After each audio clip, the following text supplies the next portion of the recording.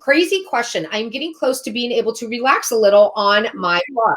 I have around 170 recipes. I plan on continuing to grow that blog and adding at least one record a week. Oh, recording, I'm assuming.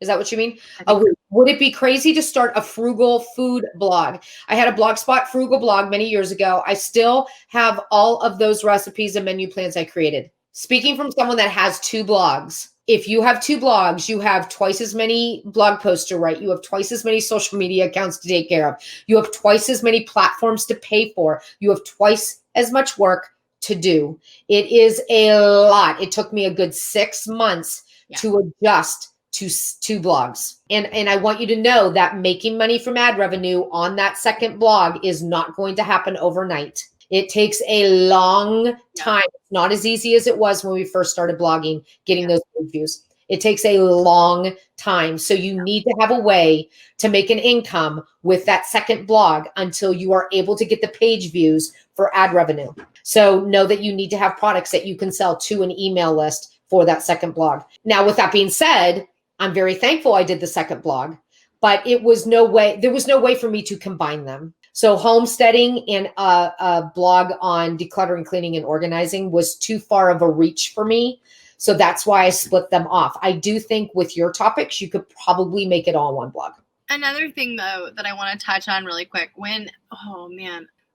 I'm going to say this as democratically as possible. When people talk about having two blogs or having a second blog or doing specifically like blogs about a tinier niche in order to get affiliate income specifically for that, they have a lot of capital behind that. What that means is you have to hire a specific writer to write those posts.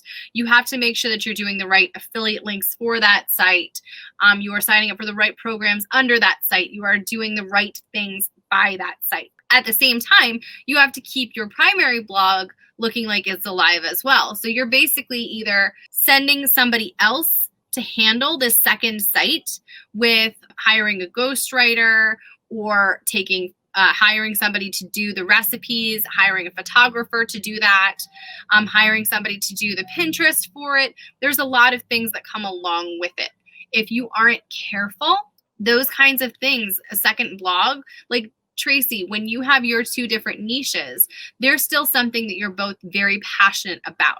Mm-hmm. And if you really wanted to, you've let SLCG kind of coast, right? Or is it declutter? No, I don't let either one coast. Here's the thing. When I got two blogs, I had to hire ghostwriters to help me run them. So I am posting consistently, but I'm paying big bucks to do that. And that's kind of what I'm trying to say here is when you hear people talking about how it's easier to make a second blog, I want you to remember it's literally like starting over from zero. And if you aren't super passionate or knowledgeable about the topic, you will have to hire it out.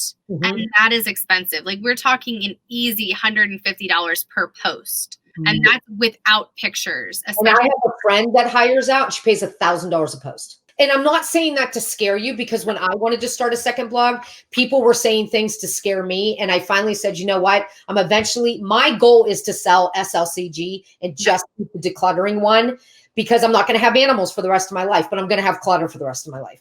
So that is my goal. And knowing that was my goal allowed me to make the jump to the second blog. I still write 4 blog posts a month, but I have ghostwriters that write the other 2 for each blog. And I'm not doing this to deter you. I'm honestly not, but I'm telling you from experience, if you have the time, I'm an empty nester. I have all day. I work 7 days a week. And it's what I love to do. So I'm okay with it. I don't have kids to babysit. I don't have a family I have to cook for. I mean, we can eat cereal every night and be fine. But I just want you to know it's double everything. Yeah. That it's double everything. It's double the expenses. It's double the work. It's double everything. So just keep that in mind before you make the decision. And if you still decide to do it, go for it. Oh, yeah. I'm happy I did it. But my overreaching goal was to not always have 2 blogs. I'm creating the second blog before I get rid of the first blog. That's my goal. And that's kind of what I'm trying to get at here is you can't be everywhere all at the same time. There's always going to have to be something that's on the chopping block. I was just talking to a friend and she was like, I work 60 to 80-hour weeks. I'm like, whoa, that sounds horrible. Absolutely horrible. What can you delegate? That was my literal first question.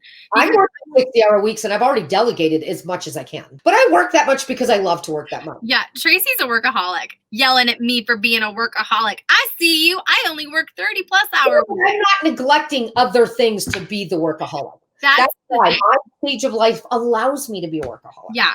If I worked 60-hour weeks, I would have to sell my children, I think. I started blogging when I had 4 kids at home still. And I was not working those hours when my kids were because I had kids. End of story. Once they grew up, I worked more. So the point here was not to necessarily deter you because like Tracy said, that feeds her soul. She loves those 2 blogs and that's a beautiful thing. I support that completely. We want you to have all of the knowledge of like this is not just like, oh, I'll start this second smaller niche specific site that's going to make me oodles and oodles of money. It will cost you a lot of money up front, and it will not bring in money as you're growing it. So that's an important thing to remember is it is kind of like going back to square one with a blog, but it's kind of like times 1.5. So I won't say like fully times 2 because if you're used to doing your other blog and it can kind of coast relatively, it's still adding a lot more work on your plate and it can cost a lot of money. Jennifer said that she's basically an empty nester as well. If you're an empty nester and this feeds your soul, then go for it.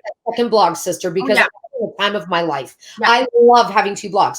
And I do want to say that our tech guy, Kashik, has a package that you get a free theme and hosting for next to nothing if you go through him. My second blog, Declutter in Minutes, is through his hosting, and it's awesome.